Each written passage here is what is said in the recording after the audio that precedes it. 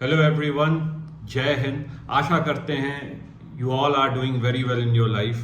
दोस्तों, आज का जो चैप्टर है, मतलब जो हम सीरीज कर रहे हैं living with Himalayan masters, Hindi में कहेंगे हिमालय के संतों के साथ, जो कथा मैं आप लोगों के साथ शेयर कर रहा हूँ, साझा कर रहा हूँ।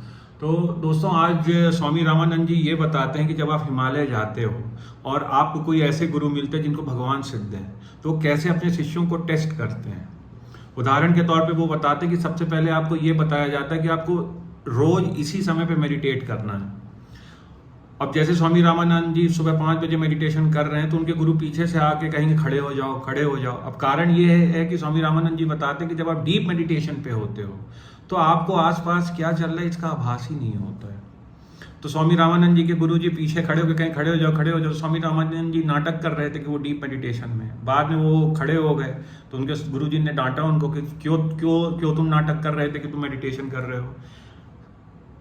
होता क्या है कि गुरु ये जानना चाहते हैं कि हमारे शिष्य किस लायक है, उसकी कौन से मेंटल स्टेज पे, उसके पीछे कितनी मेहनत करनी पड़ेगी।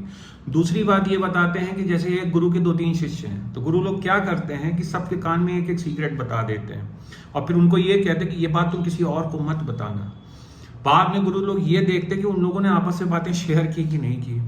कहने का अर्थ ये है कि उससे वो ये देखते हैं कि अगर उनकी कोई उपलब्धि, उनकी खुद की कोई सिद्धि अगर वो पास ऑन करना चाहें, देना चाहें अपने शिष्यों को, तो वो कितने केपेबल, उनका कैरेक्टर बिल्डिंग, मतलब किस तरह के लोग हैं, सीक्रेट रख पाते हैं, नहीं रख पाते हैं। तीसरी बात ये बताते हैं स्वामी रामानंद जी कि उनके गुरु, कई गुरु ऐसे होते हैं जो ये बोलते हैं कि तुम यहाँ पे खड़े रहना। अब देखिए, वहाँ का एक रिचुअल है, अगर गुरु ने कोई बात बोल दी तो शिष्य उसको काटता नहीं है।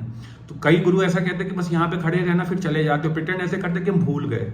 और बहुत ज्यादा बर्फ गिर रही हो, पानी गिर रहा हो, उनको फर्क नहीं पड़ता। 2-3 दिन बाद लौट के आते हैं देखने कि उनका शिष्य वहाँ खड़ा है कि नहीं खड़ा है। ऐसे ही दोस्तों, मैं आपको बताऊं, कुछ साल पहले की बात है, मैं एक बहुत बड़े संत के साथ बैठा था। उन्होंने मुझसे कहा था कि एक बार उनके गुरु गए हैं और उनको कहे कि तुम यहाँ खड़े हो जाओ, और फिर भूल गए। फिर 3 दिन बाद वापस आए तो वो वहीं पे खड़े थे।